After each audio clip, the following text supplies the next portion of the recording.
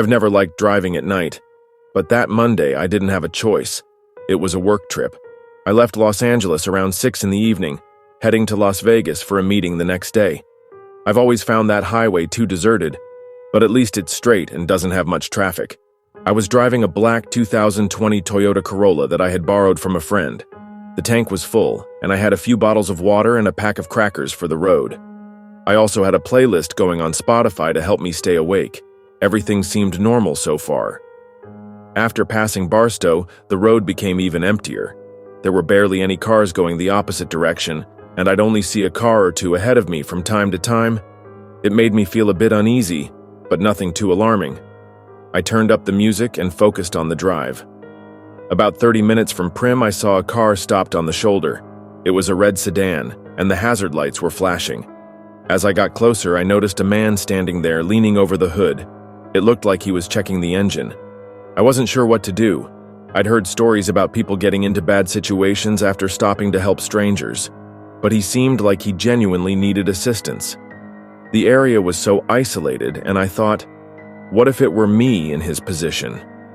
So I slowed down.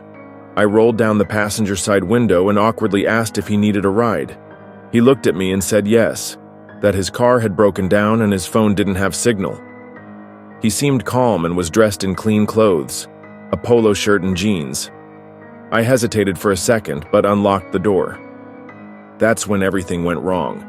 As soon as I unlocked the door, he opened it, and out of nowhere 3 men came out of the bushes by the road.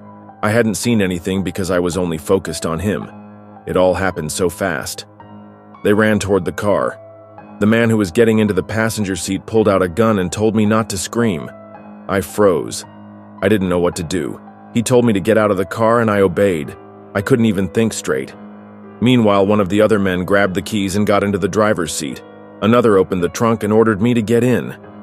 I hesitated, but he raised his voice, saying that if I took any longer, he would shoot. So, I climbed in. It was dark and cramped, and all I could hear were their voices outside, laughing and talking about what they were going to do next. After a few minutes, I felt the car start moving. I was trying not to panic, but every second it got harder. They were talking loudly, but I couldn't make out much of what they were saying. It sounded like they were arguing about where to go. The only thing I could think about was, what if they kill me? Where are they taking me? I was terrified. I tried to recall everything I'd read or heard about situations like this, but nothing seemed helpful. After about 40 minutes, the car came to an abrupt stop. My heart was racing. I thought maybe we'd arrived wherever they were planning to take me. But then I heard something I didn't expect. Sirens. They started yelling, confused. One of them said it was the police, and another started swearing, saying someone must have called them. I could only hear their footsteps running back and forth and the sound of doors opening and slamming shut. It took a while before the trunk was opened. When it finally was, I blinked because the light momentarily blinded me. 2 police officers were standing there. They pulled me out and asked if I was okay. I could only nod. They put me in the back of their patrol car while they searched my car.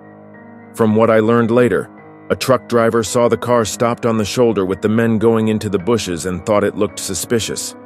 He called the police, who were already patrolling the area. All 4 men were arrested. One of them had a history of robbery and the car they were using was stolen. After everything, the officers took me to the station in Primm, where I filed a police report. I never thought something like this could happen to me. Even now, whenever I see a car stopped on the side of the road, I just speed up and drive past. I'd rather not take the risk.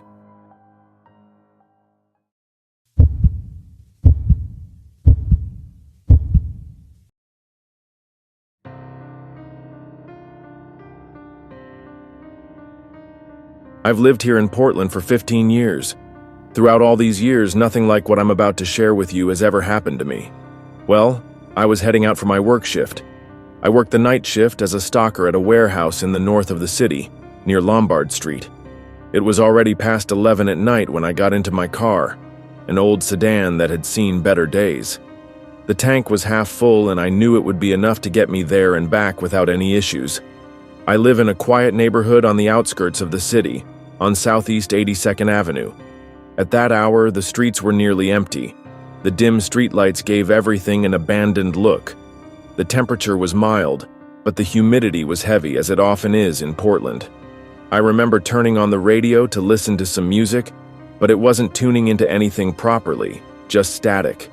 I decided to turn it off. I got on the road like I do every day.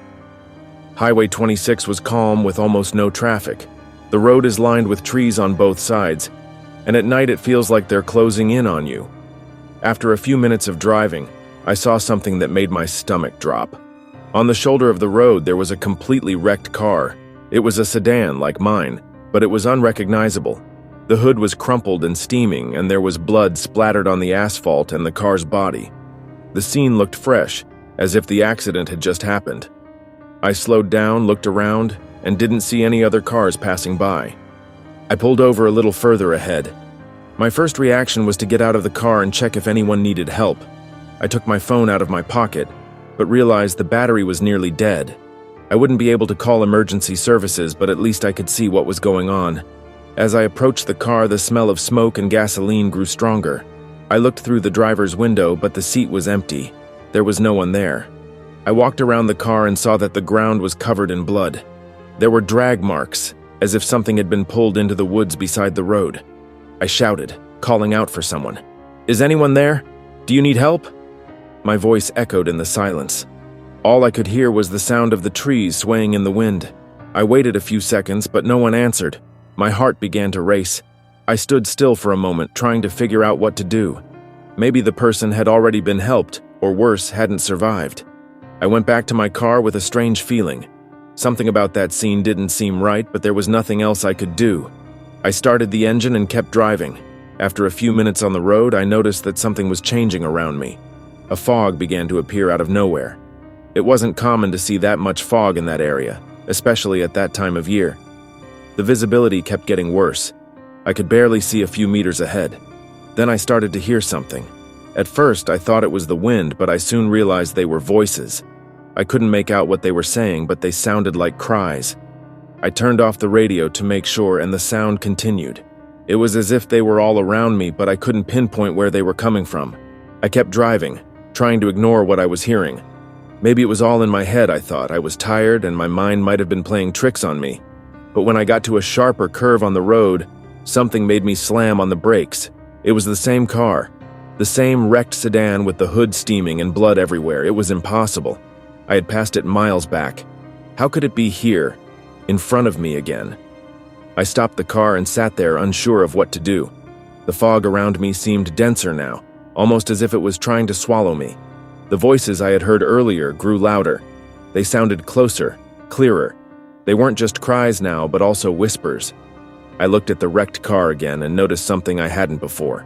The trunk was partially open, as if it had been forced. I had the impression that something, or someone, might be inside. My gut told me not to leave my car, but curiosity got the better of me. When I got out, the voices stopped. The silence was deafening. I walked slowly toward the car. The smell of gasoline mixed with something metallic filled the air. I approached the trunk and placed my hand on it to open it. Before I could do anything, I heard the sound of tires on the road. I turned around and saw car lights approaching.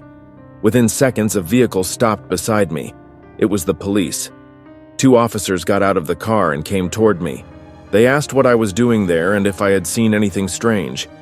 I explained about the accident and what had happened earlier. The officers exchanged glances, looking puzzled.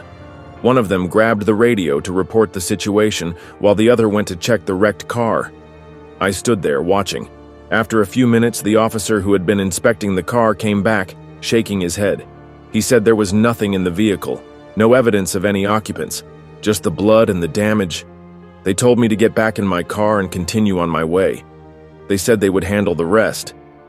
I did as they instructed, but something inside me knew that the story didn't end there. When I got to work that night, I couldn't focus. My mind kept returning to that car, to the voices, to the fog. Something on that road didn't make sense. To this day, I avoid driving through that stretch of highway. I don't know what really happened that night, but I'm sure it wasn't something ordinary.